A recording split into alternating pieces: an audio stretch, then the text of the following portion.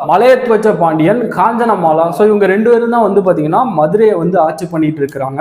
So இவங்களுக்கு வந்து பார்த்தீங்கன்னா கல்யாணம் ஆகி குழந்தை பாக்கியம் வந்து இல்லாமல் ஸோ ரொம்ப தவிச்சுக்கிட்டு இருந்தாங்க. அந்த டைமில் வந்து பார்த்தீங்கன்னா ஒரு மிகப்பெரிய யாகம் நடத்தலாம் அப்படின்னு சொல்லி ஒரு பெரிய பிளான் பண்ணி யாகத்தை வந்து நடத்துகிறாங்க.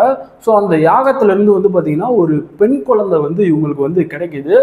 பட் அந்த பெண் குழந்தைக்கு வந்து பார்த்தீங்கன்னா 3 பிரஸ்ட் இருக்கு. பட் அந்த 3 இதை பார்த்துட்டு இவங்களோட பேரண்ட்ஸ்லாம் வந்து ரொம்பவே ஷாக் ஆயிடுறாங்க. என்ன இது அப்படின்னு சொல்லி ஷாக் ஆகிட்டு இருக்கிறப்ப வானத்திலிருந்து ஒரு குரல் வந்து கேட்குது. அண்ணா கவலைப்படாத, உன்னோட மகள் வந்து யாரை கணவனா தேர்ந்தெடுக்கிறாளோ ஸோ அப்போ வந்து அவளுக்கு இருக்கக்கூடிய அந்த 3வது பிரஸ்ட் வந்து பார்த்தீங்கன்னா மறைஞ்சு போயிடும் அப்படின்னு சொல்லி ஒரு வாய்ஸ் வந்து கேட்குது. குழந்தைய தன்னோட மகளா ஏற்றுக்கிட்டு வளர்க்க ஆரம்பிக்கிறாரு. ஒரு மகனை எப்படி வளர்ப்பாரோ ஸோ அந்த மாதிரி வந்து பார்த்தீங்கன்னா எல்லா கலையும் சொல்லி கொடுத்து சூப்பராக வந்து வளர்க்குறாரு. ஸோ அதுக்கடுத்து தந்தை இறந்ததுக்கு அப்புறமா இவங்க வந்து பார்த்தீங்கன்னா மதுரையில் ஆட்சிக்கும் வராங்க. ஸோ ஒரு டைம் வந்து பார்த்தீங்கன்னா கைலாய மலைக்கு வந்து போருக்காக இந்த மீனாட்சி போகிறப்ப வந்து பார்த்தீங்கன்னா சிவனை மீட் பண்ணுவாங்க. ஸோ அப்போ அவங்களுக்கு இருக்கக்கூடிய அந்த 3வது பிரஸ்ட் வந்து பார்த்தீங்கன்னா மறைஞ்சு போயிடும். ஸோ அப்போ வந்து மீனாட்சி வந்து நடந்ததெல்லாம் சொல்லுவாங்க.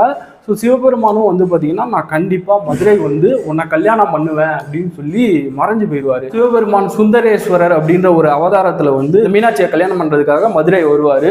பல தடைகளை தாண்டி வந்து பார்த்தீங்கன்னா மீனாட்சியை வந்து கல்யாணம் பண்ணிடுவார். ஸோ இவரோட கல்யாணம் வந்து பார்த்தீங்கன்னா பிரம்மாண்டமாக நடக்கும்.